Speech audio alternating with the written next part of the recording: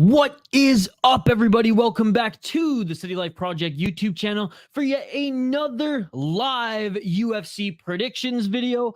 We are going to run down the entire card, starting with the prelims all the way to the main event. So follow along, hit us up in the live chat, comment if you're watching after this is posted. How we're going to do it is we're going to go through a chunk, likely 3 to 4 fights on the card. Then we'll turn our attention back to the live chat. We'll take a look at your guys' thoughts as well and continue up the card. Stay tuned till the end of the video to find out and hear our degenerate and this week, for the first time on this channel, safe parlays of the week, brought to you by our friend Volcan, who is in the chat right now. Like and subscribe if you haven't already, and let's get right into it. Let's start by just going to the live chat quickly, and then we will get to the first few fights on this card. Volcan, it's great to see you, brother, one of our exclusive members on the channel. Shane as well is here. Good to see you, Shane. Phony, what's going on, Phony? It's good to see you as well. Yes, Shane, brew that coffee. It's an early one. It's an early one. What is up, Benjamin? I don't think Marina versus Michelle is a rematch anyone was dying for. No, I agree with that. I agree with that. Exactly that. Good to see you, Benjamin. Good to see you. It's going to be a good weekend again. I can feel it. Yes, I just bought my ticket to LFA, so I'm actually going to be driving down to Mystic Lake Casino to go try to get LFA to unblock me. It's going to be a good time. It's going to be a good time. All right. We will get back to the comments in just a little bit here, but you guys continue to talk amongst yourselves. Let's get to the first few fights on this card. All right. We are starting off with Montserrat Rendon versus Tamires Vidal. Rendon 5-0 as a pro. Plus 205 underdog out of Mexico, 34 years of age. She actually started fighting as an amateur when she was 30. So a late start here, which is why she only has 5 pro fights. Can't count out the Mexican fighters. You know, she's going to be able to take a punch at least. 1-0 in Invicta. And yeah, not the best pro resume, best win. Arguably a 2-1 or a 3-2. I mean, it's pretty much the same. You decide. Huge step up in competition, going up against a 7-1 gal here who we'll highlight in a second. 2 fights on the amateur scene. Like I said, started when she was 30 years of age. Looking at her opponent, Tamires Vidal, 25 years of age, so 9 years younger. 7-1 as a pro and 5-0 in her last 5 fights out of Brazil. She hits hard, ladies and gentlemen. 1-0 in the UFC, 1-0 in LFA, 1 KO, 2 KO, 2 submissions, 3 decisions, and 1 disqualification wins across the board. Excuse me. Her last few, actually, her resume is pretty good for being a gal who has a resume of 7-1 as a pro. Yeah, last fight, not the best opponent, but beat a 5-1 gal when she was 5-1, beat a 5-0 gal when she was 4-1, 3-0, 4-1. Her second fight where she lost, her only loss, was against a 9-3 gal. Okay, like, I don't blame her there.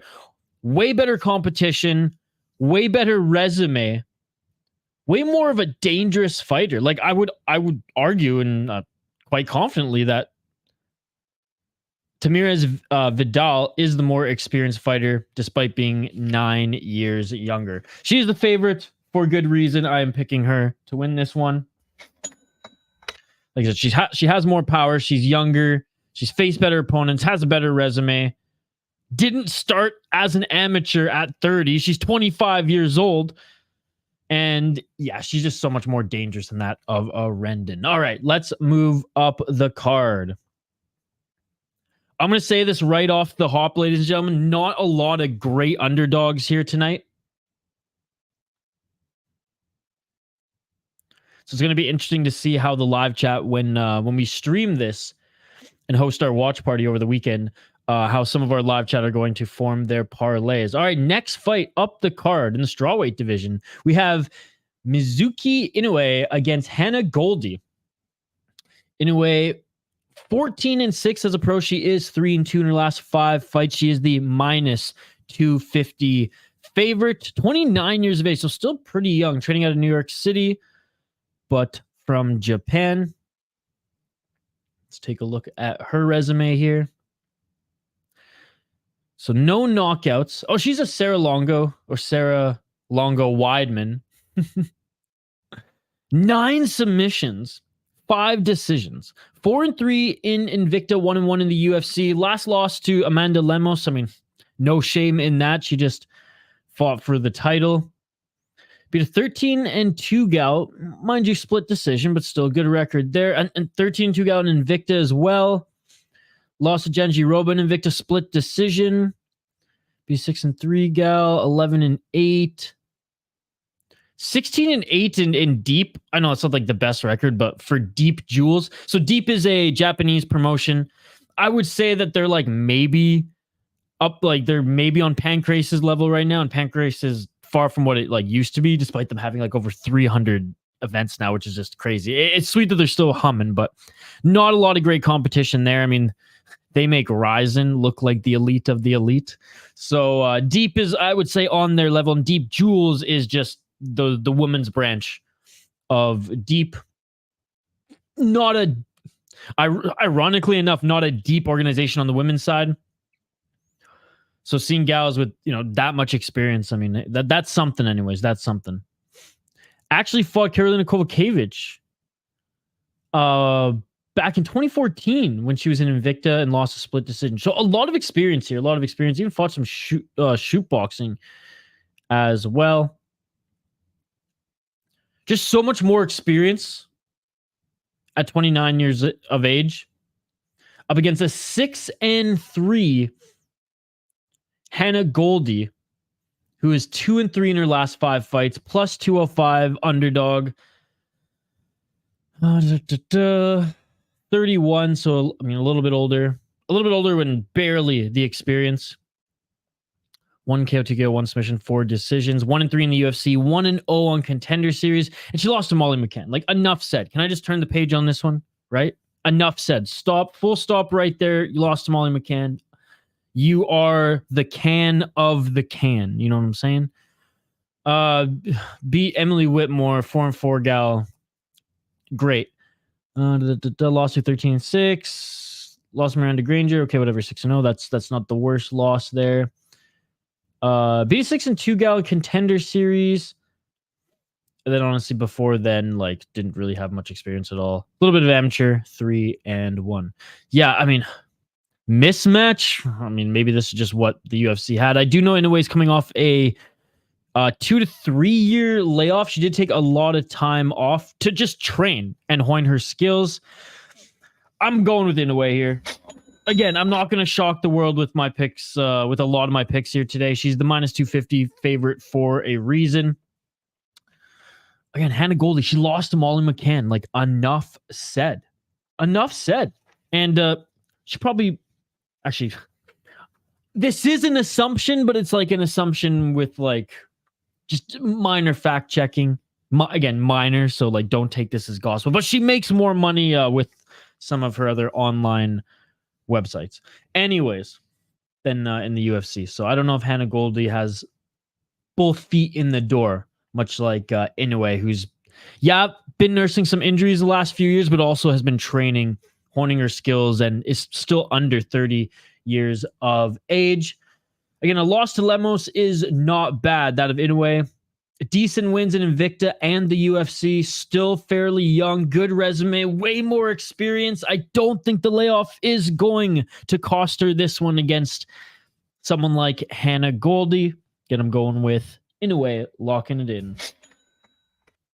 All right, next fight here, and then we will get back to the comments.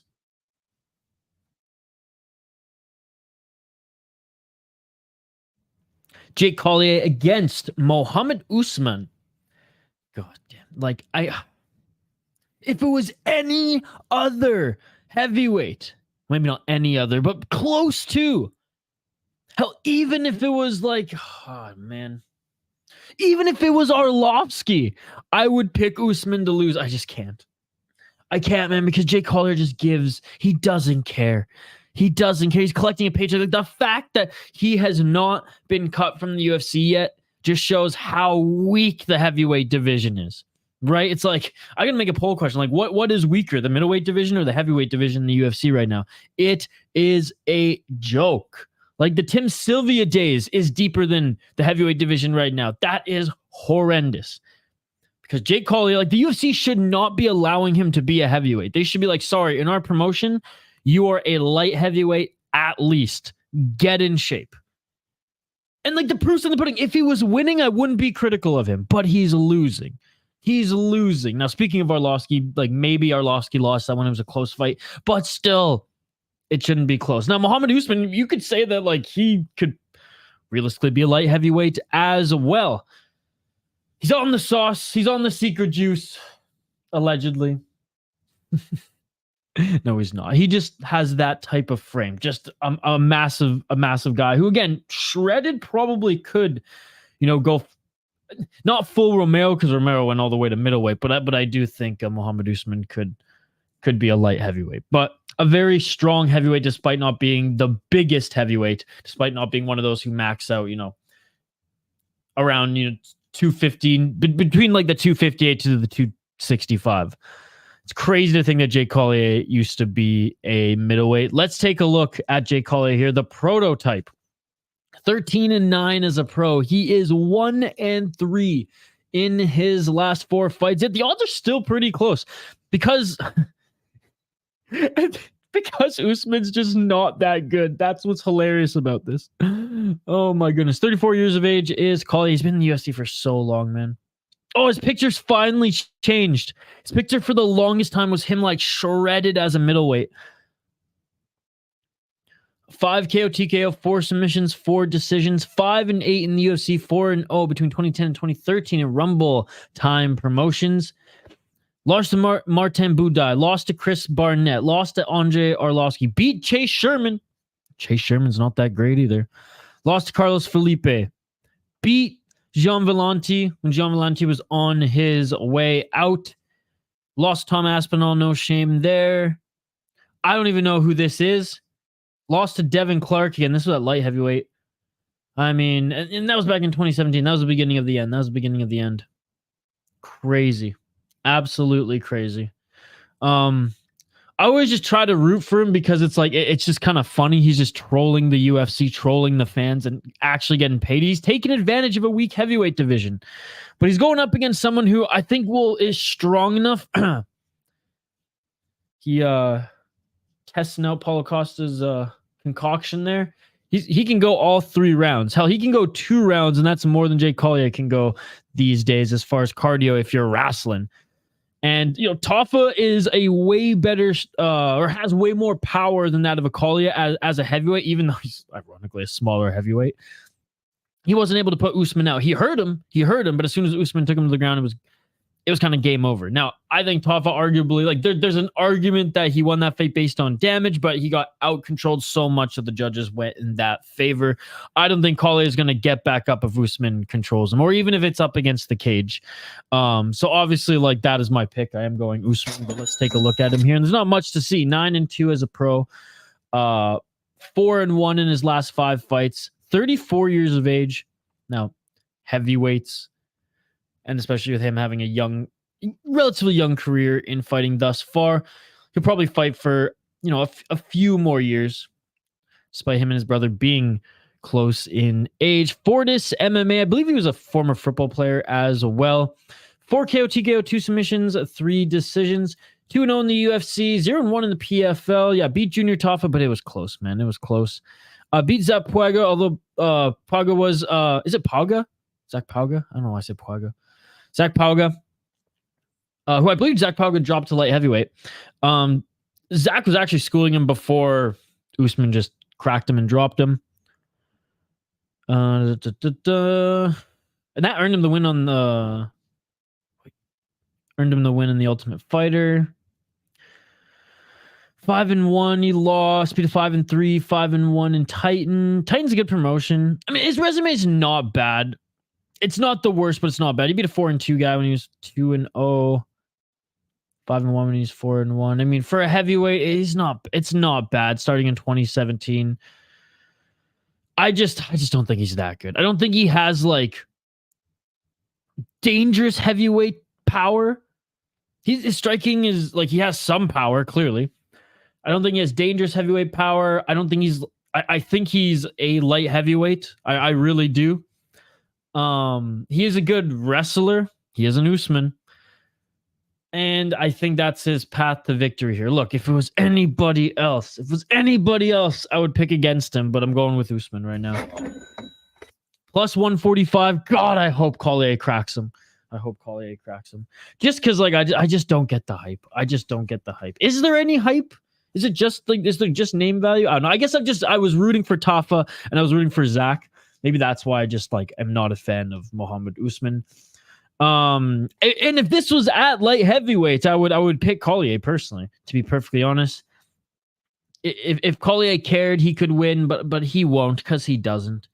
Usman's not that great, but like I said, him and Paulo Costa, they got a good sponsorship deal going on right now, and he's very athletic. So there you go. Let me know your thoughts. Let's get to the comments here before we continue up the card.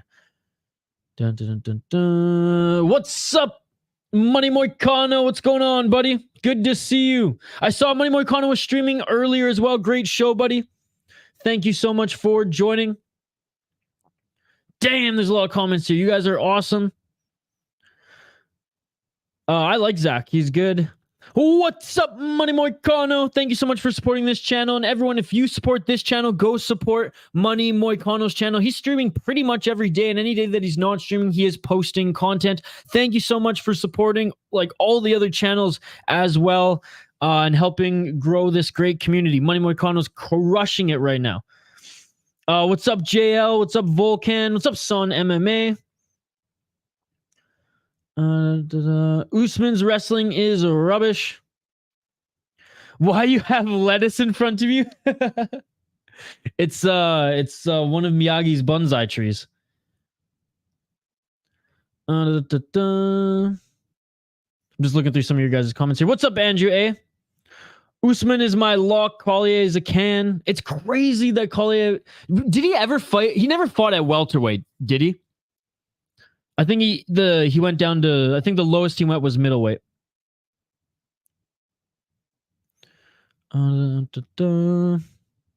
Is Raw Tang vs Super Light going to be on Amazon Prime, or am I going to have to use... Oh, no, it's on YouTube for free, dude.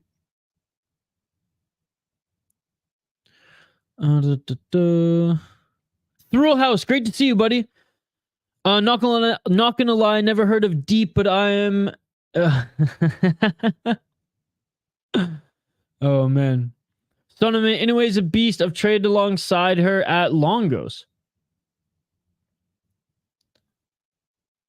I didn't know Hannah Goldy was still in the UFC.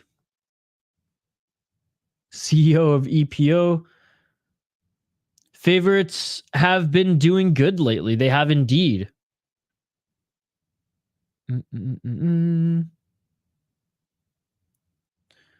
Again, shout out to everyone joining. And Money Moicano too. Sorry I missed your comment there, Money. Whenever I'm doing these previews, sometimes I'm not looking at the chat, but I do come back to them every few fights here.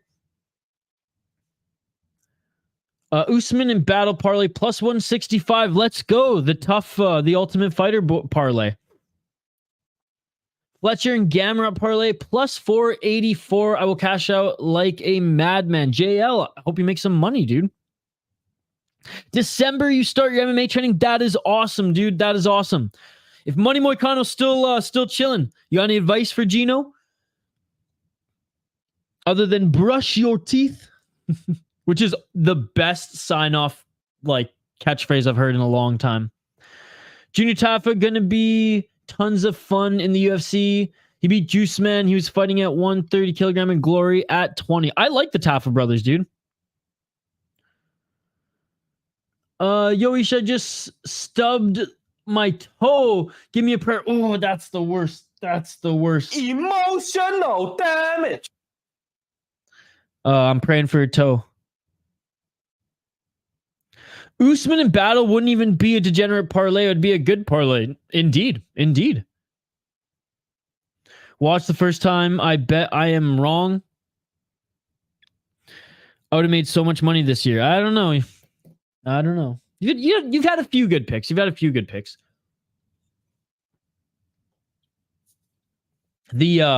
Duplessis one, I think, is your best one. Again, big shout out to JL. Big shout out to Benjamin, Gino, Thrillhouse, Volkan, Stone MMA, Money, Frickin' Moicano, Benjamin, Andrew A, Shane Van Nice. Appreciate you guys. Thank you so much for the support you show this channel. I was listening to Money Moicano's breakdown earlier today. If you guys want to hear his picks, go check out his last video. Any day that he's not streaming, he's also posting content, and sometimes he's doubling up. He's grinding it. Back training for a fight and on YouTube. While you have the lettuce in front of you. Oh, man. JL, I scrolled and saw some of that, like, early when I was posting some content, some links today in the Discord. Yeah, he was going a little crazy.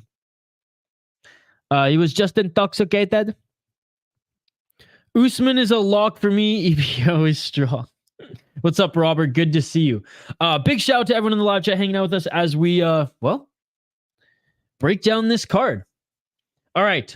We're going to get through the next 3 fights here. So I'm looking at Tapology. I'm not looking at the comments, but guys, talk amongst yourselves. We'll get back to the comments in just a few minutes. Again, I want to hear your thoughts on these fights as well. Up the card we go. And by the way, don't forget to wait until the end.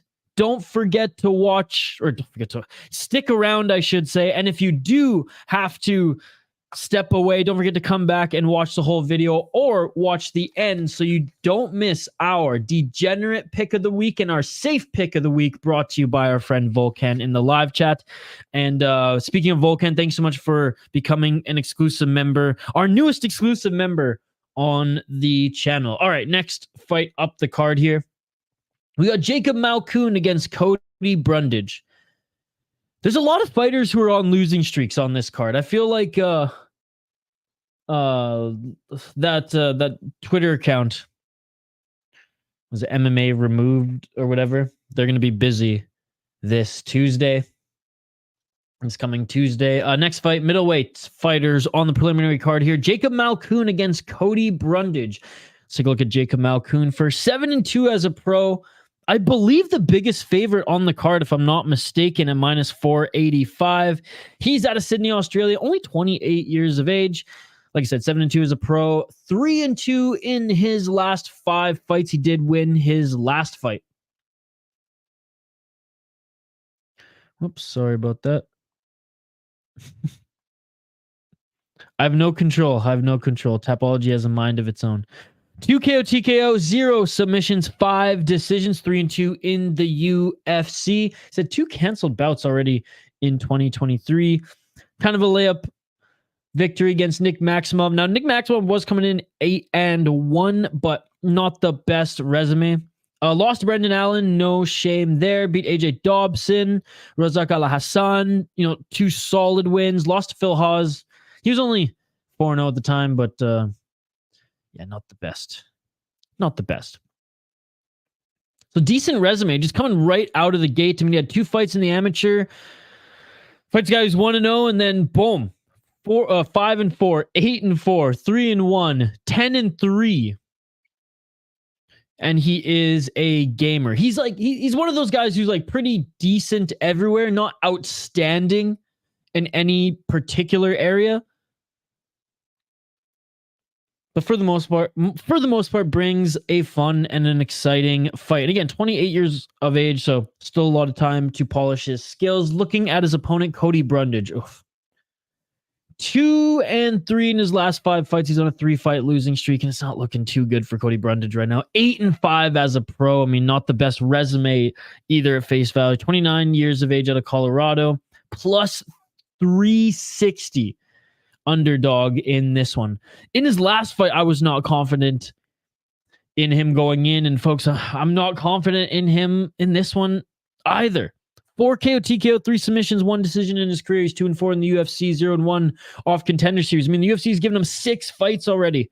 6 fights, one and off LFA. And just like I said about Hannah Goldy, like, if you lose to McCann, I'm not picking you to win. Done. We don't even have to talk anymore. This guy lost to Cedric Dumas. Done. Don't have to talk anymore. He's going to lose this fight. That is not a loss you want to have on your resume. Not at all. Lost Rodolfo Vieira. Oleg Sejchuk. Beat Tresean Gore, 3-1 guy. Big whoop. Beating 11-3. Lungi Ambula. I mean, all right. Good win there, but you lost to Nick Maximov? Like, come on, dude. Come on. Lost to William Knight on Contender Series? Are you kidding me? Are you kidding me? Like, look at where William Knight is now, dude. Headlining CES freaking cards. Like, are you kidding me? Are you kidding me? Come on, Tapology. You know you want to show this. And he's losing. He's headlining CS cards that he's losing. No, Cody Brundage is going to lose this one. Cody Brundage is going to lose this one, dude. And then, like, it's and he might even get beaten up by Malkoun. You know, like, the UFC could have given him anybody else, but no, they actually want to give him someone who's going to beat him up at middleweight. Yeah, Jacob Malkoun's going to win this one. Like I said, Cody Brundage lost to Dumas, dude. That, like, enough said. Done. Loss. Over. Emotional damage. Like I said, Malkoun, like, nothing outstanding. He's decent everywhere. Good regional and UFC resume. He's a dog. He can outgrind most of his opponents, or at least bring the grind, bring a tough fight at a good pace for at least 2 rounds. And yeah, he'll outgrind Cody Brundage. I doubt he puts him out, but maybe he submits him if Cody Brundage just gives up. I don't know. He's not going to give up literally, you know what I mean? But just can't find a path to victory. Yeah, not the most talented guy in like a single discipline is Malkoun, but again, I just think overall he's way better than Cody Brundage, and the odds reflect this one. All right, moving up the card. We have Tim Means against Dan Argueta.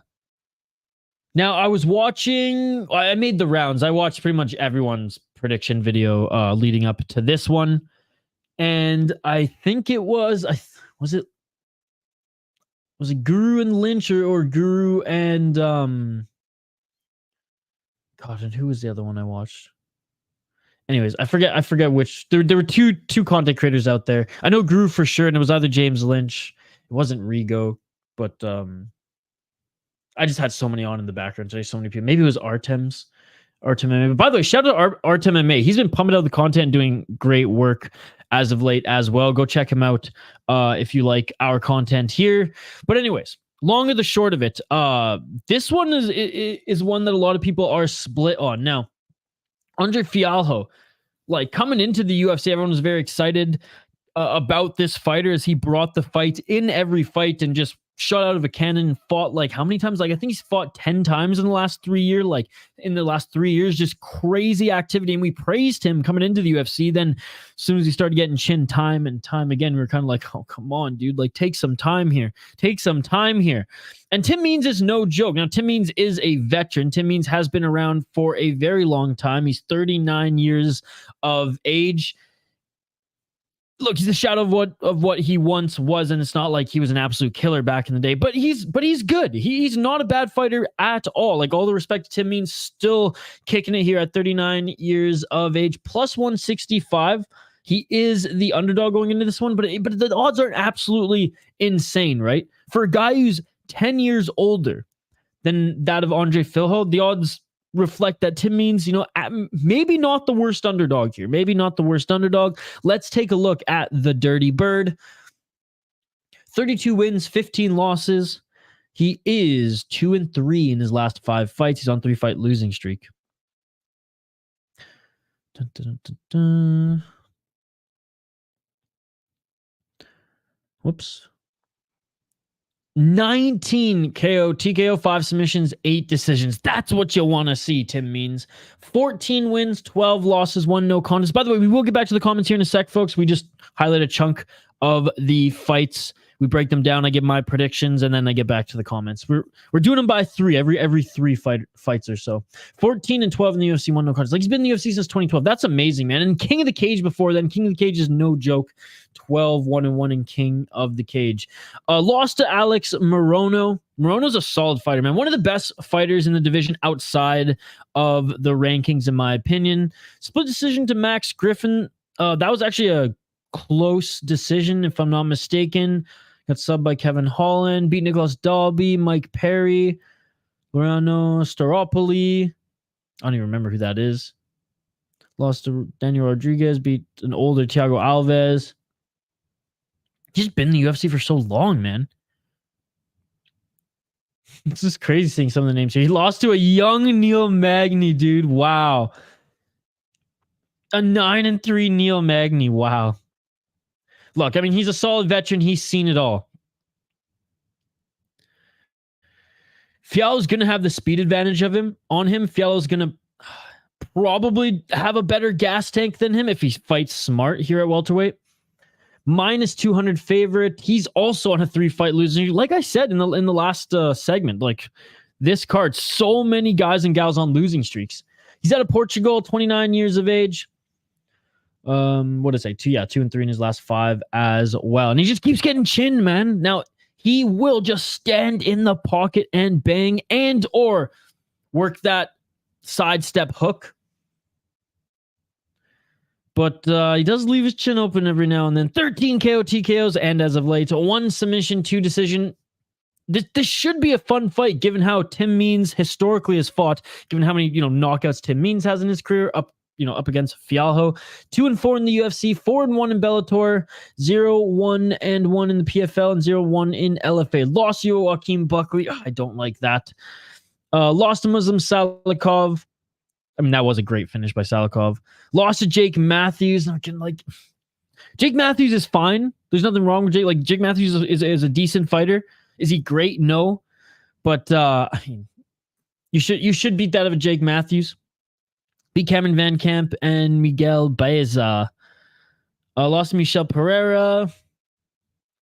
And he's fought. Fialho's fought in so many good promotions, as we just saw there. PFL, Bellator, LFA, UAE Warriors as well, where he was knocking out people left, right, and center. Beat James Vick, Sang-Hoo Choi, a 10-3 and 14-4 guy. Look, I'm scared of his chin, okay? I'm scared of his chin.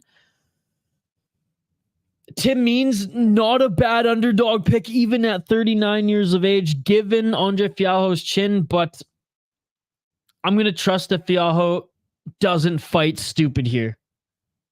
And I'm going to pick him to win. I know he's taken so much damage in his UFC career. Between 2021 and 2023, he's had 10 fights. 10 fights. And in his, what did I say? It was 2-4 in the UFC. I know he's been chinned in those losses. He is an exciting fighter, though. I think he's better at this stage in his career than that of a Tim Means if he uses his brain and fights smart. Means is not a bad fighter at all, even at this stage in his career. I mean, the UFC's given him another fight, and he hasn't looked horrendous even in his last 3 losses. I just don't think Means has the same finishing power that he once had, and I think Fialho still has. I mean, he's in his prime right now. Well, his chin is maybe not in his prime right now, but he hasn't lost that power at all yet. He's not even 30 years old. I'm going with Andre Fialho. All right, we're highlighting one more here, then we'll get back to the comments. Thank you guys for your patience. Appreciate every single one of you who are joining us for this live breakdown and predictions video here on the City Life Project YouTube channel. Smash that like button if you haven't already. And we dropped a video earlier today, ladies and gentlemen. Superlek missed weight. I posted a news reaction video. Check that out after this stream. All right, we have Miles Johns against Dan Argueta. This is at bantamweight. Miles Johns, my apologies, 13-2 as a pro, 3-2 in his last 5 fights. He is the slight underdog at plus 160. I do like Miles Johns as an underdog. I think this is one of the better underdogs on the card here today, ladies and gentlemen. He's up against Dan Argueta, who honestly, Dan Argueta coming in the favorite, not surprising, coming in at minus 190.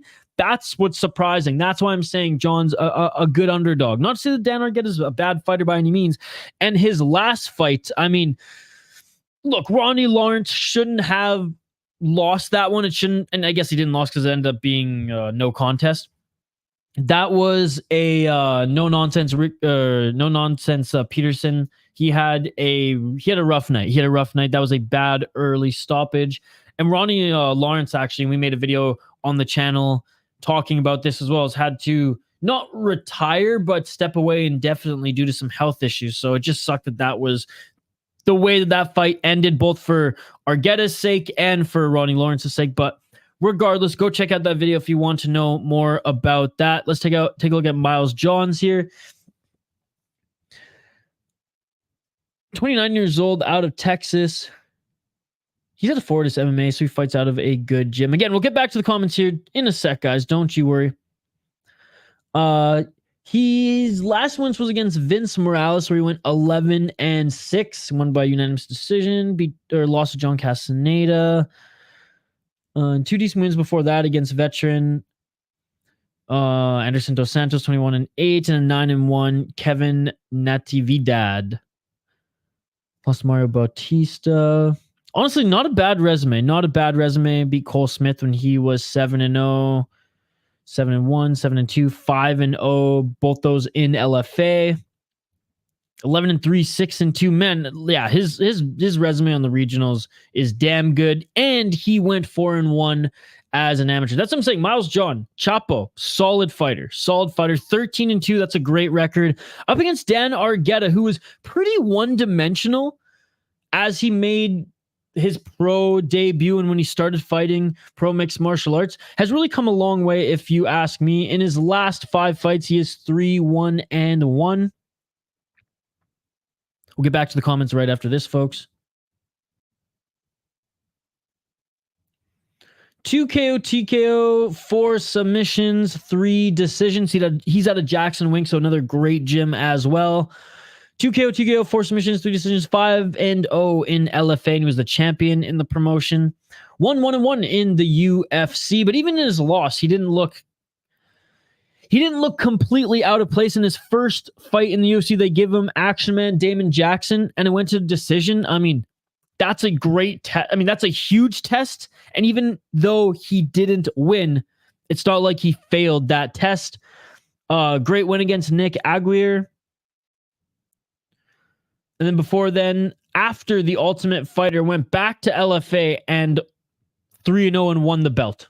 Attaboy. He lost Ricky Turcios on the Ultimate Fighter, but like I said, went back to LFA and won the belt, went on a run after that. Started off as just a grappler and judoka practitioner, and pretty much with no striking. He didn't really have any power in his jab and his straight punches, nothing, but the more he's been wrestling, the more he's been honing in on his striking, he actually does have some natural power. And 30 years of age, relatively young still in the sport. If he can polish up his striking, he might actually be a problem for some of these bantamweights. Future champ, I don't think so, but a problem for some of these bantamweights, I think so. Again, I think the odds are too much for Dan Argueta. I think Miles Johns is a tremendous underdog, but I'm going with Argueta. He is going to be fired up and focused based on what happened in his last fight. I know he wants to be more active and maybe even sneak in one more in this calendar year. I think this one will go the distance. I think it will be a close fight. And even if Argueta loses, I think it's still going to be exciting. I still think it's going to be one of those that's a good learning experience for him. Obviously, you got to start putting wins together when you're in the UFC. And Miles Johns is no slouch. But the UFC clearly has confidence in him, or else they wouldn't be matching him up with these guys so early. What else do I have on my notes here? Yeah, not a bad underdog at all. Actually, one of the best, if not the best underdog on this card here tonight is Miles Johns. Dan Argueta has great grappling, natural power, quick, has good cardio, great gym, judoka background. Striking still needs improving, which Miles Johns could expose. But yeah, I'm giving it to Dan Argueta. All right, let's get back to the comments, folks. Let's get back to the comments. You can always trust Dan Argueta to disappoint. Who do you think will win? Is this for the Rising card? Sinful. What's up, Sinful? That Michel Pereira fight was close. Good to see you, Sinful. It's been a while. I hope Fialho wins. Me too. Me too. I don't know that, but I got a feeling Isha hit his first ever introduced safe parlay this week. I will play it. I'm familiar with him, and I am going to do a Ryzen preview as well. Familiar, but not as familiar as the UFC roster and some of these ones in North America. It's good to see you again. How do I pronounce your username, by the way? Fialho by KO if he doesn't get chinned up first. Let's go, Benjamin. Fialho KO if he's not afraid to put on the aggression. Well, I think he's put on too much aggression, and that's cost him. I think he needs to be a little bit more calm, cool, collected, a little bit more calculated. Tim means he needs to go to BKFC or something. I imagine they're going to throw some money at him when he eventually leaves UFC, at least for one fight. I check Artem MMA. He's also very good. Yes, a young mind in MMA scene too, but got the fine details. Indeed, you got more potential though, bro. Oh, I appreciate it. I appreciate it. We should collab with Artem one of these days.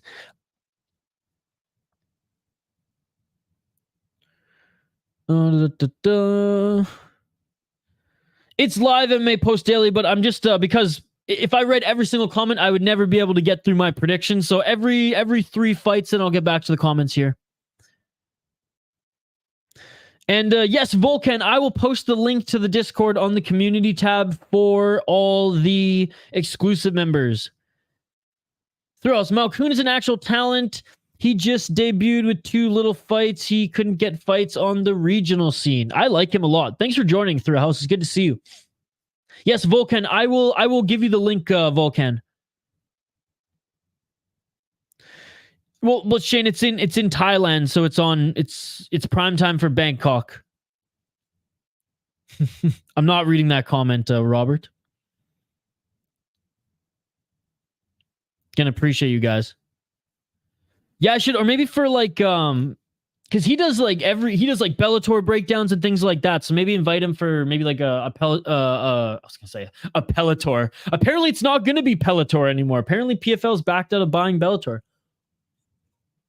So funny enough, after Bellator 301, the organization might just fold, which is crazy. Again, appreciate every single one of you. Again, we are going through a chunk of the fights and then getting back to the comments. That's how we do things on these live prediction videos, or else we'd be here all night. I'd be taking your guys' comments all night. Big shout out to Volcan, one of our exclusive members. Andrew A. Benjamin, one of our exclusive members. I don't know how to pronounce your name, but I want to know, so please let me know. Sinful, great to see you. Shane, one of our exclusive members. MMA Post Daily. Moikano was here as well. Thrill House. JL. Gino. Sun MMA. This is comment of the night, I think. Oh, man. I just like imagine the way he said it too. Every heavyweight has power. Every natural heavyweight has power. Not natural light heavyweights. All right, we're going to continue the next 3 fights on this card. Like the video if you haven't already. Vote in the poll question. Again, reminder, we're streaming bright and early. 1 Friday Fights 34. There may not be a title fight, but Superlek and Rodtang are going to bang it out. All right, next fight on the card here is Charles Jourdain against Ricardo Ramos. First fight on the main card. Charles Jourdain, by the way, really good pre-fight presser. MMA fighting, UFC, junkie. They all have it up there. Rooting for him this time. Let's go, Canada. I don't even have the Canadian flag handy. Damn. 14-6-1 for Air Jourdain, minus 135 favorite. He's only 27 years old. That's what's crazy. How many fights has he had in the UFC? He's had like over 7 fights in the UFC. I mean, we'll take a look here in a sec, but like, if I'm not mistaken, I think he's the youngest Canadian yet has the most fights. which is hilarious. Jourdain, still a pro. Do we even call him a prospect anymore? I mean, up against Ricardo Ramos. Ricardo Ramos 16-4 and let's take a look at Jourdain first.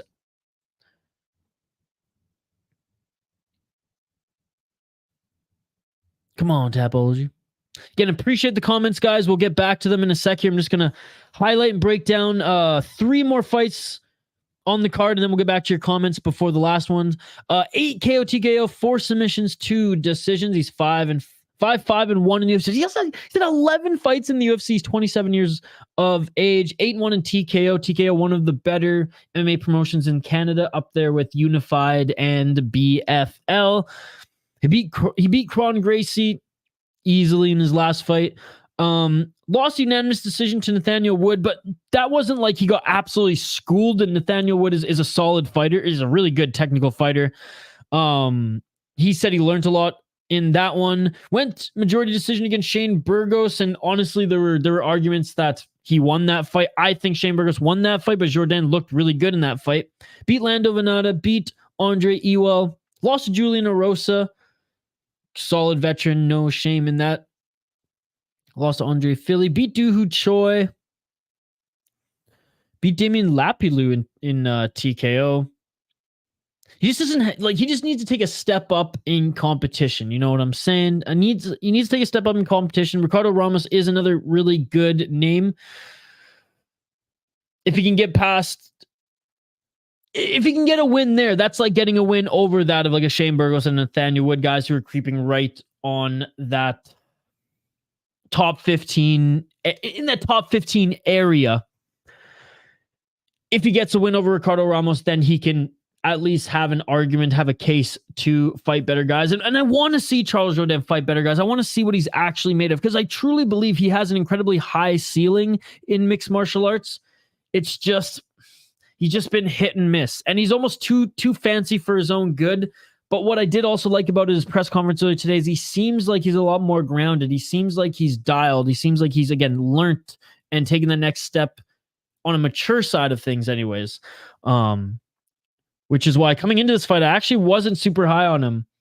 But he might have sold me with that press conference. But let's take a look at Ricardo Ramos first here. And again, appreciate everyone who is joining. We'll get back to the comments in about 5 minutes here. 6-4 as a pro. He is 3-2 in the UFC. 1-1, lost 1-1, lost 1-1. Plus 115. This one is, he's the slight underdog. This one's pretty even. 28 years old, out of Brazil. Speaking of fancy and flashy striker, Ricardo Ramos is just nuts. Like, again, talk about someone who is too flashy for his own good. He usually gasses himself out after a round or two just because, like, his pace is just crazy. And if you can withstand, like, a round and kind of understand what he's all about, engage his distance, you will probably be able to figure him out. Trains at a team Alpha Male. 4 KO, TKO, 7 submissions, 5 decisions. He's incredibly well-rounded. 7-3 in the UFC, not bad. 2-1 in Legacy. He beat Danny Chavez in his last fight. A few grappling matches. Lost to Turkov. Lost to Laurent Murphy. Beat Eduardo Garagori, who was 13-0 back in 2019. Beat Journey Newson. Again, not a bunch of big names there. Said Nurmagomedov beat him. Not a bad resume, though. 7-2, 11-2, 7-0 in his second UFC fight. I mean, solid resume overall. Solid resume overall. Not like the best promotions before the UFC, but he's been able to stay in the UFC for a while and mixing up some grappling as of late. Look, Ricardo is dangerous everywhere, but like for a round. And Charles Jourdain is hard to put away. He's hard to submit, and he's hard to knock out. I got Jourdain. Oh, Canada, baby. Stab at neck. Let's go, baby. Minus 135. I'm all right with that. Look, overall, I think Jourdain is a little overrated, but that's not to say he cannot achieve his ceiling soon. He's only 27, like I said. Youngest Canadian, yet most UFC fights. Exciting. His talent is still raw. It's still raw, but I truly believe he's starting to surround himself with I don't want to say like better people, because that suggests that he wasn't before, but those who are really going to help him take that next step as a mature fighter to polish some of those things that hindered him. And maybe some of those things are on the mental side. Maybe some of those things are in the cage. Maybe it's a little bit of both. Again, his last few interviews, both his pre-fight press conference and a few leading up to this fight, and honestly, going into the Kron Gracie fight as well, it just seems like he's just matured quite a bit. And I like that. That is a positive thing in my eyes. He seems dialed. Mixed resume. Ramos, again, not the best cardio. Both the resumes aren't bad overall. Both of them are pretty fancy in their striking. So one of them, if they want the path to victory, in my opinion, early, if this just becomes a crazy, if the pace anyways is crazy early, whoever stays disciplined and more collected, not necessarily calm, because this might not be a calm fight. This might be a crazy fight, but whoever can stay more collected, I think will win this one. And I do think Jourdain will be that fighter. Overall though, Ramos is like, he's not like incredible. He is fancy and he's fun, but look, if he's no Yair Rodriguez, okay? And it's because he gasses quite quickly. If Jourdain loses to this guy though, do we need to be concerned? Is there a lot that needs to be tweaked? Perhaps. I'm going Charles Jourdain. All right, up the card we go. Bryan battle up against AJ Fletcher. Then we'll get back to the comments after this, guys. Bryan battle up against AJ Fletcher. Yesterday on the stream, by the way, shout out to everyone who joined us for the Pro Box TV stream last night. A few of you were asking about AJ Fletcher. A few of you have him in a parlay and or just bet him moneyline. By the way, folks, if you haven't already, smash the like button on this video, subscribe to the channel. Stay tuned for our degenerate and safe picks of the week, brought to you by our friend Vulcan. Bryan battle. I don't like his nickname. Pooh Bear Bryan battle.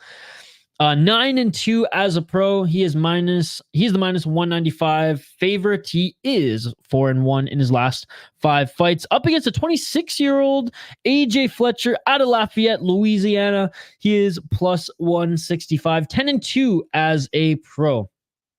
Bryan battle, by the way, 10 inches of reach on him. 10 inches of reach. Wow. That's insane. Bryan battle moved down a weight class to welterweight from middleweight, and he's starting to look very good at this, in this division, I should say. Let's take a look at his resume here. And again, we'll go right back to the comments, folks, right after this one, and then we'll highlight the last few matchups before we hang up the gloves, and then we'll just take as many comments and hang out for as long as you guys want after that. Training out of Carolina Combat Sports and Fitness. He has 3 KO TKOs, 1 beautiful head kick in the UFC as well, 4 submissions, 2 decisions, 4-1 in the UFC, 2-1 in, what the heck is this? Fight for it. Gabe Green. Yes, there it is. That 14-second head, or that was a counter right hook. No, never mind. So yeah, sorry, that was against Takashi Sato. He had the beautiful counter right hook against Gabe Green, coming off that loss to Finrat Fakhretdinov. So already 2 beautiful KO TKOs in the UFC. Beat Tresean Gore as well. Beat Urbina to win the Ultimate Fighter, and also Andre Petrosky on the show. Not the craziest resume before entering the Ultimate Fighter, but damn, he's looked good after in the UFC. He's a fun prospect, man. He had a ton of amateur experience, going 8-2 on the amateur scene, beating Cody Brundage on the amateur scene, as well as that's the only notable name. But whoa, what a name! Edward Spawny Barger. Spoony Barger, Spawny Barger. Anyways, let's take a look at AJ Fletcher here. The Ghost, 10-2 as a pro, like we said. He's the underdog, plus 165. I think AJ Fletcher is fine. Like, I don't think he's a bad fighter at all. Do I think he's as good of a prospect as Bryan battle? No. And I think the reach advantage here is gonna destroy him. Because I don't think he's like smart enough yet to be able to quite frankly be able to handle a guy with this much reach. I think he's gonna train for it. I think he's gonna prepare for it. I think once he gets in there, he's gonna be like, oh god, these T-Rex arms. what would Paulo Costa do? What would Paulo Costa do? Because Paulo Costa couldn't figure out a long-armed opponent either. 4 KO, TKO, 5 submissions, 1 decision. He is 1-2 in the UFC. 1-0 off Contender Series. Beat Themba Gorimbo in his last fight via guillotine choke. Before then, lost to Anje Lusa. Matt Selmsberger. Was on a decent run with his Contender Series win. I mean, but he beat a 3-4 guy, 8-17. 6-3, 10 oh man, cans, dude, cans. Now, no, he was just starting out here in 4-0. We're going up against a 10-9. At least there's experience there in Atlas, but come on, 6-3 when you're 5-0. I mean, you're just not taking that step up in competition at this stage. When you're at 6-0, you should not be fighting an 18-17. You should be fighting someone who's actually talented. Icon fighting 3-4 and you're 7-0. Like, come on, dude. 10-2, great win on Contender Series. But it just, Gorimbo, fine.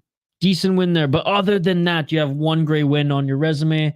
I like AJ Fletcher. I like that he's a brawler. I like that he's a scrapper. I just don't think he's going to be able to draw Bryan into the pocket there. I think Bryan's going to pick him apart on the outside. And I think AJ Fletcher is not going to be able to take him down with ease. I got Bryan Battle winning this one.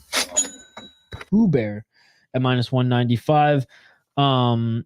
AJ Fletcher, he's a good underdog. He's a good underdog. I still think the Dan Arguetas, Miles Johns is the better underdog, but AJ Fletcher not a bad underdog either. Bryan Battle's improving so rapidly though, becoming really professional as well, taking his diet, training so seriously. He's become more well-rounded. He's found his knockout ability in the UFC.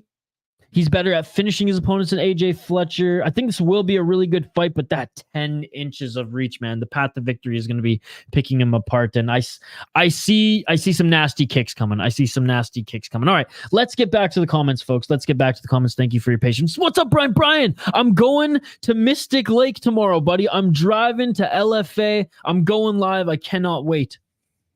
The Japanese guy's name is Tori, pronounced Tori.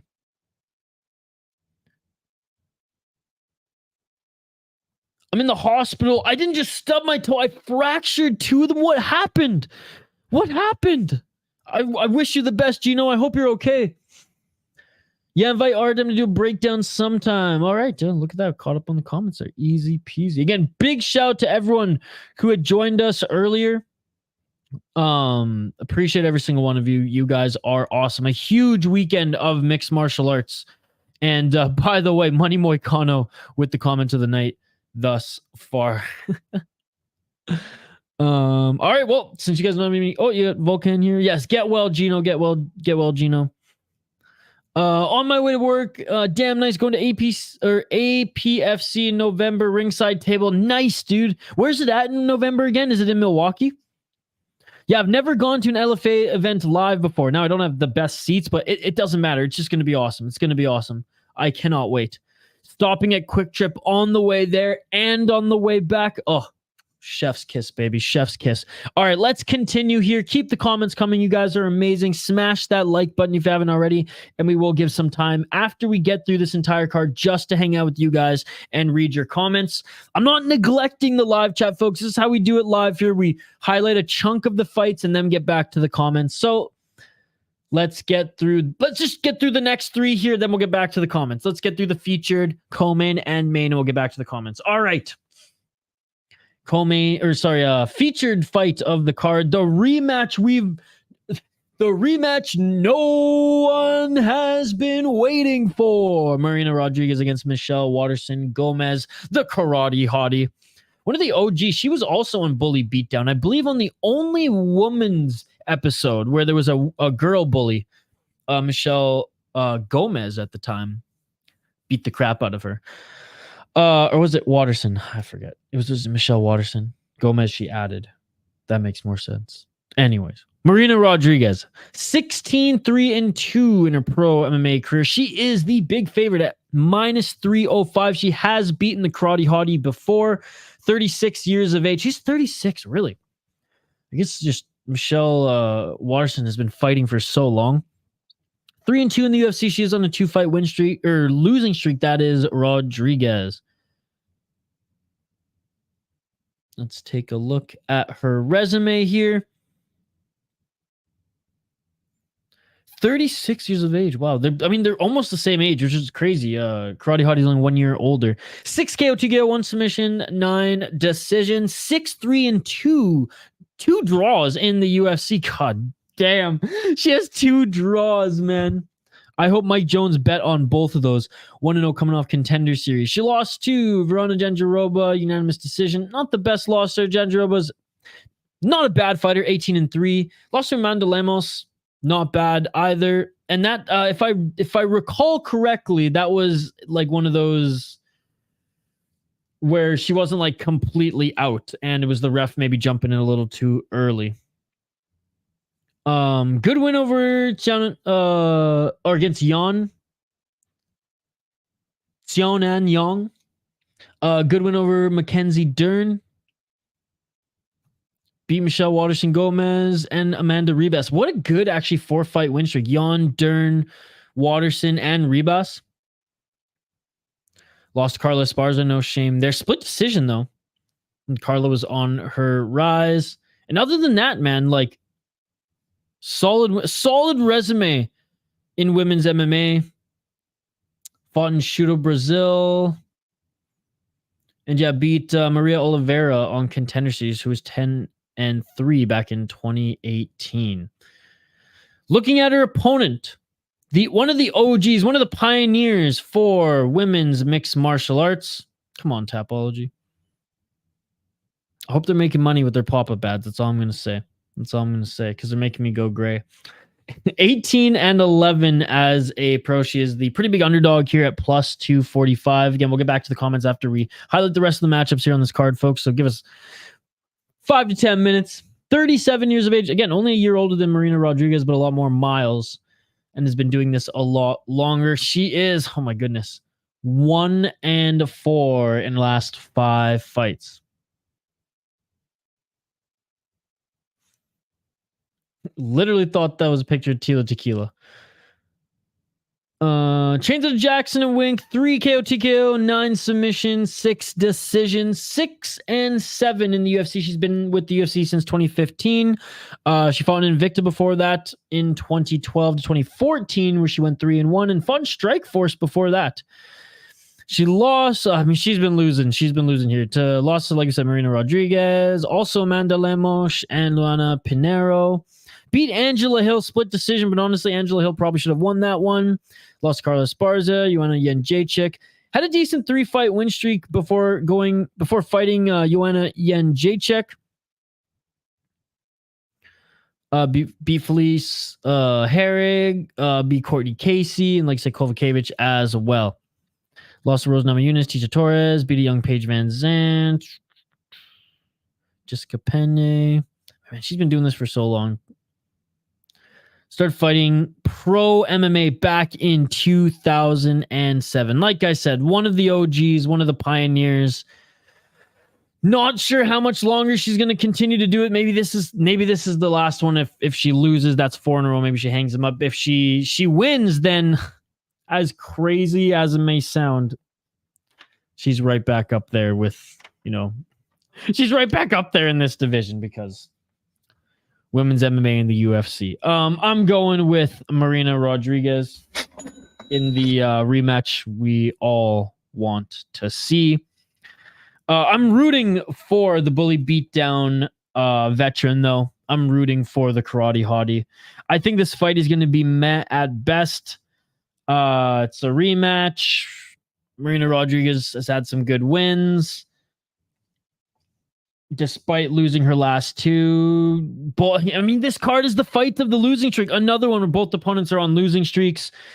One coming in on a 2-fight losing streak, one coming in on 3-fight. Marina Rodriguez is a fine fighter. Michelle Waterson was good back in the day, but it's been a long career. Michelle Waterson, I think, has better striking overall, but Marina Rodriguez hits harder at this stage and is just more well-rounded and will out-grapple her, in my opinion. I don't think this is going to be a stand-up war.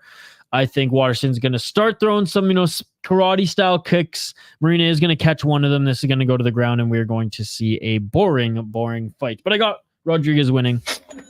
And she is the favorite. All right, final 2 fights. We'll rip through them, folks, so we can get back to the comments. Appreciate every single one of you. Like I said, we will get back to the comments right after we highlight these final 2 fights. Smash that like button if you haven't already, and let's get right to it. Bryce Mitchell against Dan Ige. Bryce Mitchell coming off a loss to Ilia Topuria going into that fight. He was really sick. Now, he says he's not making any excuses. However, anyone who watched that fight can see that, or could have seen and saw that Bryce Mitchell was just off his game there. That or Ilia Topuria is just that good, mixed with just being under the weather, going up against a guy that good. It's never going to be a good night. But he is 15-1. That's right. He was undefeated going into that fight, was Bryce Mitchell. Thug nasty. So he's 4-1 in his last fights. He's pretty decent favorite in this one, -160 up against Dan Ige. Bryce Mitchell, still only 28 years of age. Dan Ige, 32 years of age, out of Hawaii, fighting out of Vegas. He is at Extreme Couture, one of Eric Nixon's guys. He is 2-3 in his last 5 fights. However, he is back in the win column. He's back on a win streak, 2 to be exact. Let's take a look at Bryce Mitchell here. Thug nasty. Give me them camo shorts. He's also a rapper. He has a rap album. Is it as good as the No Frills rap album out of Toronto, Canada? No, but it is pretty damn good as far as internet rap albums go. Love the logo of his gym, by the way. 0 KO TKO. He doesn't have them hands. 9. He's a wicked grappler though. 9 submissions, 6 decisions, 6-1 in the UFC, 2-0 in the World Series of Fighting, the former PFL. Lost to Ilia Topuria. Beat Edson Barboza, Andre Fili, Charles Rosa, Matt Sales, Bobby Moffitt, Tyler Diamond in the UFC. Lost to Brad Katona in the Ultimate Fighter. It was an exhibition match. That was the Stipe DC season. Some decent wins on the amateur scene as well, where he went 3-1. Yeah, we know Bryce Mitchell, not the best hands, but his grappling is sick, and he is very durable. He can take a punch when he's not fighting the flu. Anyways, let's take a look at Dan Ige. Again, back in the win column here on a 2-fight win streak. +135. That's good underdog. That's good underdog value, especially for a guy who can set a good pace and who has really good hands. Extreme Couture guys, you know they're going to have a good game plan going into this one. 5 KO TKO, 5 submissions, 7 decision. Now, I don't think he's going to submit Bryce Mitchell. Hell, I don't even think he's going to hang with him in the grappling, but maybe his counter wrestling, maybe his defensive grappling there, just getting back up to his feet, separating, forcing this to stay on the feet. You got to think that that's what they're drilling. That's what he's preparing for. 9-5 in the UFC, 1-0 off Contender Series. Beat Nate Landwehr. Couldn't put him out, but he dropped him a few times. What a great fight there. Knocked out Damon Jackson right after action. Jackson was back on a little bit of a surge in the UFC. Lost to Evloev, lost to Josh Emmett, lost to Chan Sung Jun, the Korean Zombie. No shame in any of those losses, guys. Beat Gavin Tucker as he should have. Lost Calvin Kennedy. I mean, he's just, look at, and I think we talked about this in Ige's last fight before his fight against Landwehr, Nate the Train. He's only really lost to some of the best in the UFC. Probably wants to get this one back, but he was 13-2 at the time.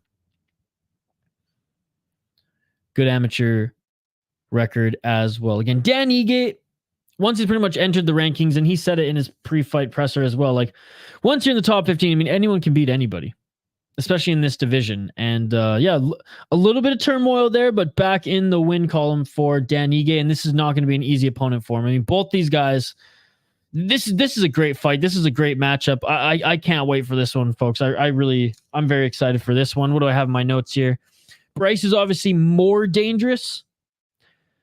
When he gets a hold of you, it's not good. It's not good. It's not easy to escape that, whether it's a clinch or he grabs your leg, torso, and rips you to the ground. If he pressures for a clinch or takedown, Ige, though, could set up some counters. I'm going with Dan Ige at +135. I got a feeling. I think his gym's fired up right now. Extreme Couture, they're in good shape. They're in good spirits. Last 2 fights were really good wins. I 100% understand why Mitchell is the favorite. He was sick against Topuria, but Topuria is also so sick, and maybe he exposed him a little bit. I just have a sense that He's gonna find his target here. Is he gonna knock out Mitchell? I don't know, but could he put him away? TKO? Could he at least drop him a few times? Yeah, I think that's gonna happen. Ige is very hot and cold though, good or bad. Smooth, skilled in his striking, confident, or kind of seems lost out there. Bryce Mitchell right now is also going through some personal stuff. Now, he seems to be able to separate that on fight week, and he seemed perfectly fine at his press conferences and everything like that. So just something to take into account. That's some drama going down on social media with him and his partner right now. Again, he seems like he can separate that. I'm sure his coaching staff, his corners, his gym, his team is helping him with the personal stuff there as well. But hey, it's something to note. Dan Ige, is he going to have a hot night? I hope so. I got Dan Ige taking this one again. All right, main event of the evening. Smash that like button if you haven't already. Subscribe to the channel. We will get your guys' comments right after this, and we will give to you, after we catch up on the comments here, our City Life Project weekly degenerate and safe pick brought to you by our friend Volkan. Main event of the evening, we have Rafael Fiziev against Mateusz Gamrot. You guys know how much I love KSW. Gamrot being a KSW former champion. Look, he got that beautiful belt over his shoulder right now. Oh my goodness. Oh my God. Rafael Fiziev. Ataman. 12-2 as a pro. He is 4-1 in his last 5 fights. He lost his last fight to Justin Gaethje, but a very close fight. You could arguably make a case that he won that fight.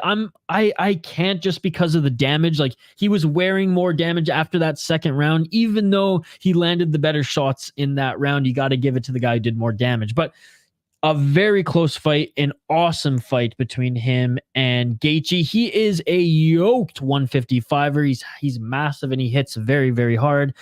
He's originally out of Azerbaijan. He is fighting out of Phuket, Thailand. He's 30 years of age. He's the minus 140 favorite. Let's take a look at it. His resume. And again, stick around for a little bit more. Or stick around for to chat after, to interact. A little more interaction. That's what I was going to say. After we dive through this matchup. Training at Tiger Muay Thai, 8 KO, TKO, 1 submission, 3 decisions, 6-2 in the UFC. He's been in the UFC since 2019. And like I said, his last fight was against Justin Gaethje, and it was a great fight there. This was also a great fight. Dos Anjos looked really good in the first 3 rounds, but in that 5th one, he put him away. Just too much to handle. Good, such a great fight against Brad Riddell. Was able to put him away in the 3rd round, but Brad Riddell, he's a fun kickboxer to watch as well. Good fight against Bobby Green. I mean, Moicano had him. Lucky shot, obviously, for Fiziev in that one. If we ran that fight back 9 times, Moicano would win 9 times. Right, money? Beat DeCasey's and Alex White. Fiziev's sick, man. I've always been super high on Fiziev. I absolutely love watching him. I'm a fan of him, but I'm a fan of his fighting. His fighting has impressed me. That has made me a fan of him. I think he's really, really, really good. He also has a Sambo background as well. Despite his flashy kickboxing, despite him being known for his Muay Thai, his base is Sambo. Gamrot, 22-2 as a pro. What an impressive resume. Plus 115. It's near even, but he is the slight underdog out of Poland, 32 years of age. He is 4-1 in his last 5 fights. This is JL's new boy, guys.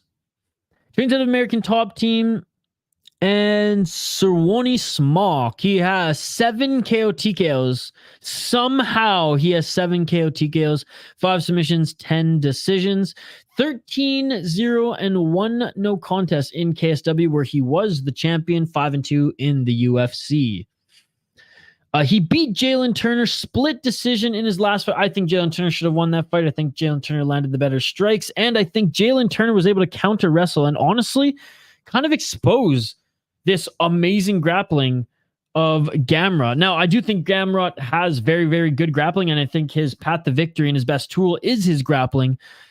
he should have just torn through Jalen Turner. Like, did Jalen Turner get that good training with Chimaev in one session, not one literal session, but one trip over to train with him? Maybe, but I expected Gamrot to do a lot better against Jalen Turner in the grappling, and I was a little disappointed, I guess.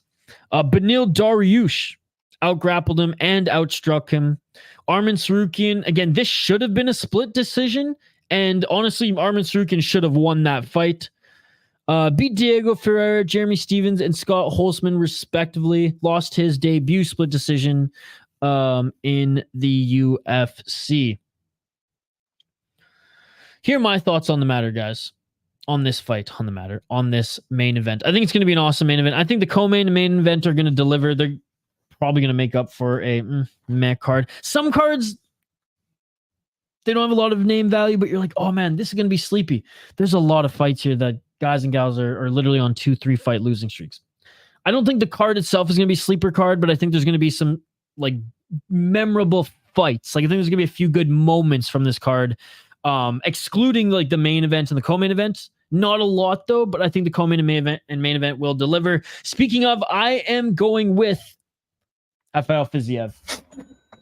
Look, like I said, Gamrot's best tool is his grappling, former KSW champion. I don't know how he has 7 KO TKOs.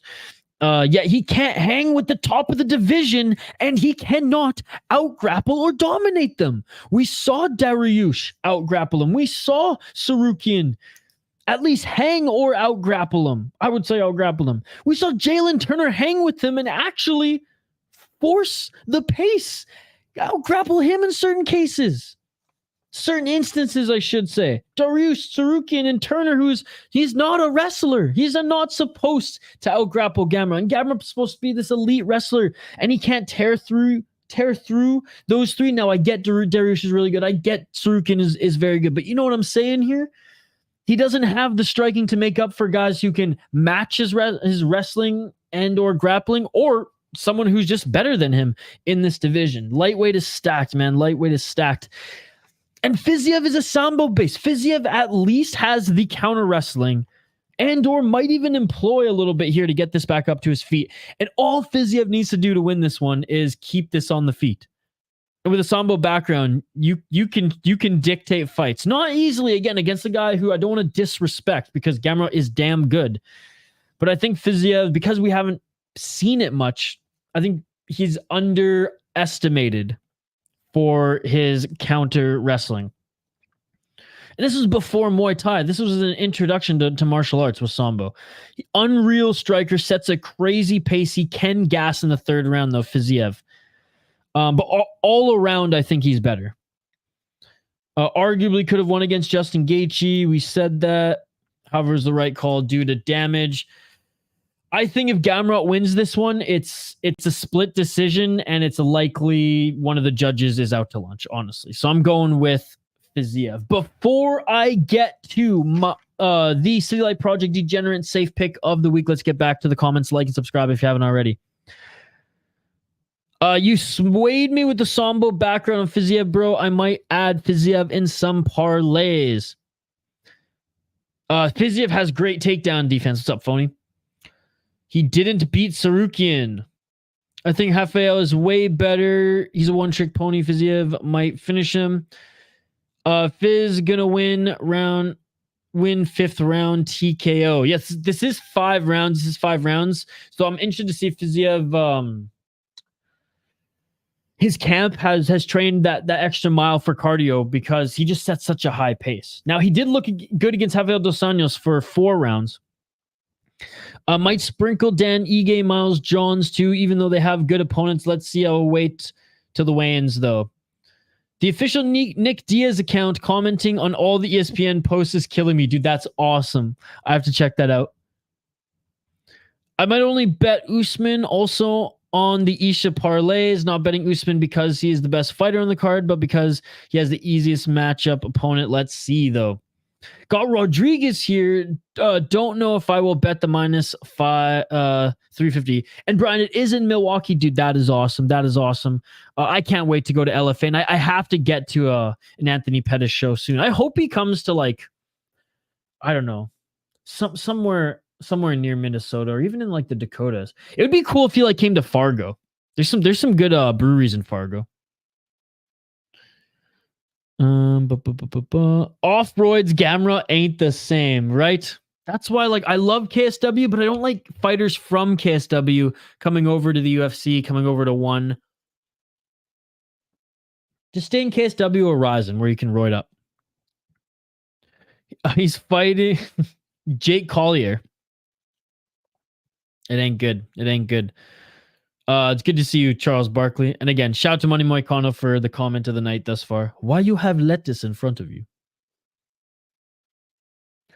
Yeah, dude, I am. So we'll be streaming 1 in the morning, and then I'm going to drive. I'm going to hit up Mystic Lake tomorrow, Mystic Lake Casino. It's only like 45 minutes away from my place, and there's a quick trip on the way, so win-win.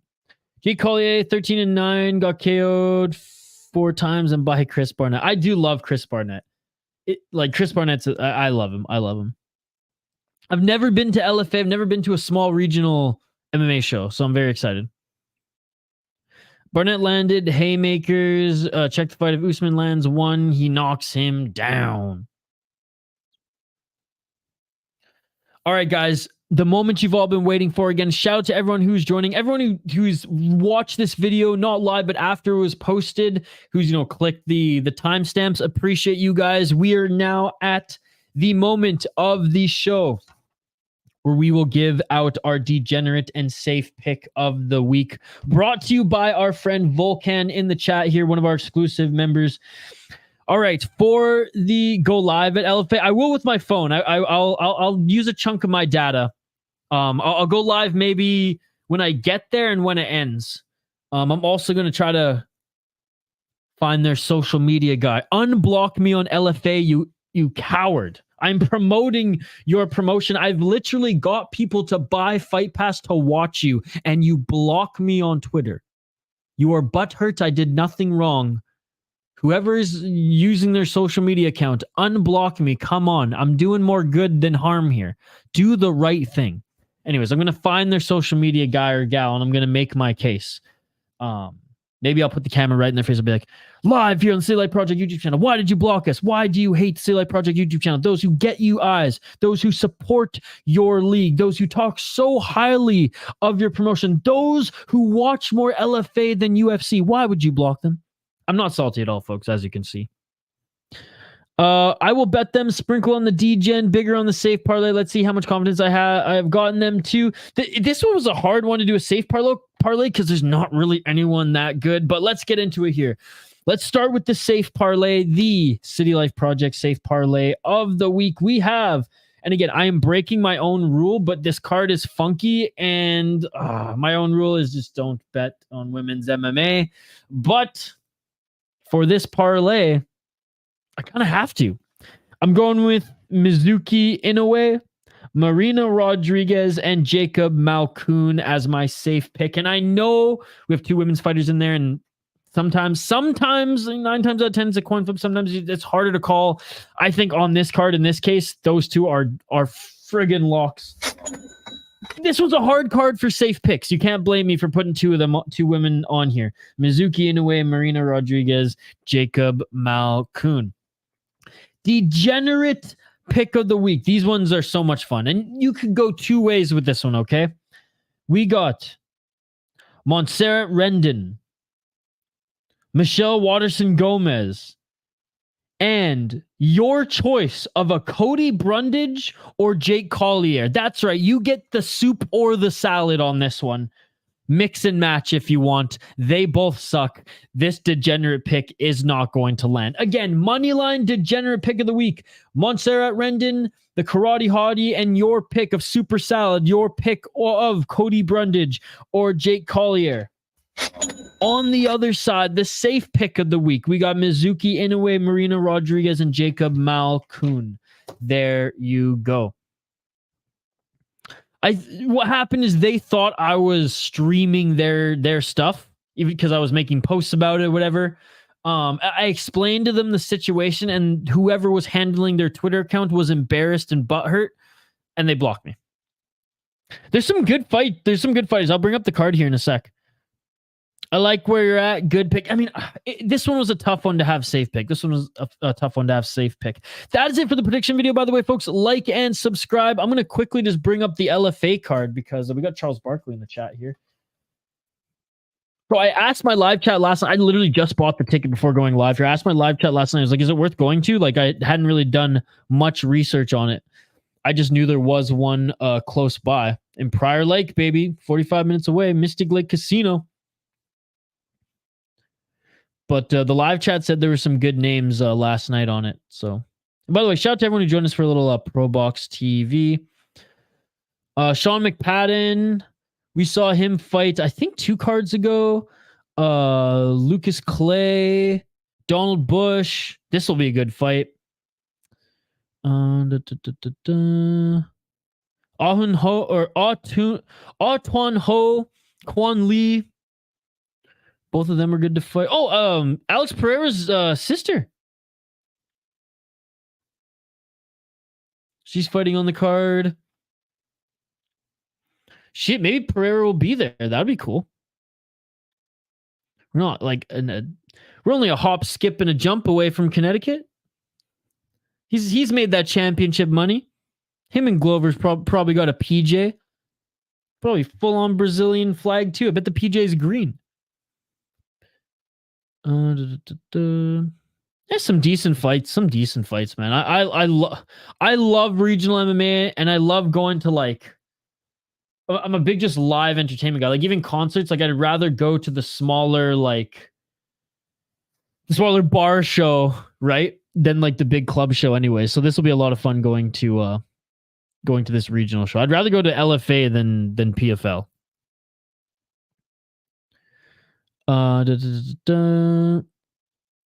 You crack me up.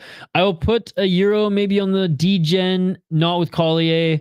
He's even worse. My new puppy approves. You have a puppy? Oh my god, you got to share a picture in the Discord. I love dogs, dude. But I will put a little something on the safe parlay. Let's go. Yeah, Alex Pereira's sisters on the main or on the LFA card. And Shavkat's sisters on the Contender Series next week. Dude, next week's Contender Series is actually a good one. I cannot wait. When you got 2 heavyweights headlining a Contender Series card, you know it ain't going to be the greatest. But anyways, guys, I will be streaming tomorrow, though. Bright and early, one championship. Friday, Fights 34, Superlek versus Rod Tang. I put out a news and reaction video to the news of Superlek missing weight this morning. We will be streaming that, and then tomorrow night, unfortunately, I'm not streaming. I will be in Mystic Lake for LFA. If I get back before midnight, though, there is a card at midnight that we can potentially stream. But the next day, we have Bellator. There's something else I had Saturday morning. There's Bellator, UFC, and Ryzen on Saturday. So a lot of MMA this weekend. I'm literally going to be streaming for 24 hours tomorrow.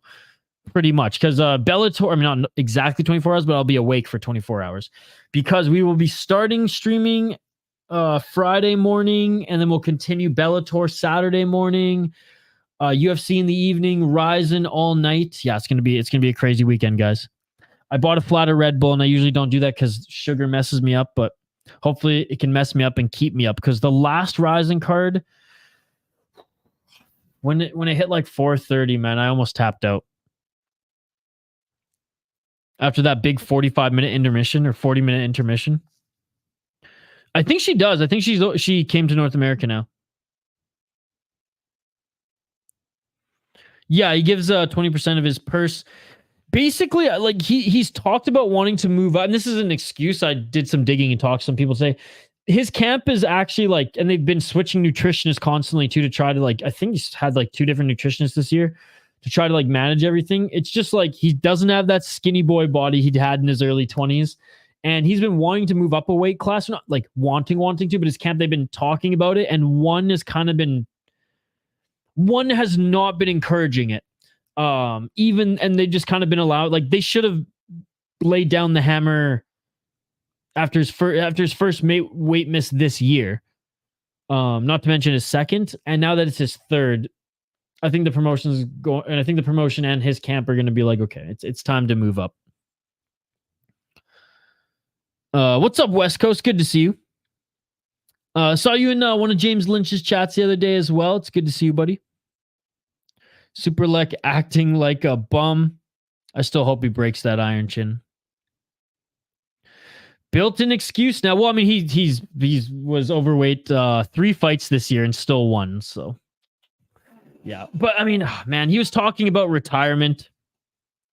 Well, and you know what the irony is? This is the first weigh-in for Jourdain that he hasn't had complications and or even gave a shit for the last few camps either. So it's just hilarious. It's unfortunate because like the fans, like we want to see this fight so bad at like the highest professional level, and both of them like seemingly have one foot out the door, right? Yes, Jourdain got in shape for this one, whereas his last fight he had a 2-day training camp. And I think failed his. I think he came in too heavy in his last. Yeah, he missed weight in his last fight too. Jourdain, that one or the one before. This one he actually does take more seriously, and Superlek is the one who misses weight. So it's unfortunate. Also, an excuse for Jourdain, yeah. And one championship did say that they might still try to make these two fight each other just at bantamweight next. But we'll see. We'll see what. We'll see what the future lies for both of them. Wu-Tang is going to KO Fatty. Bro, where does Jourdain think he's going? I don't know, AJ. I don't know. All right, guys, that is it for this predictions video here.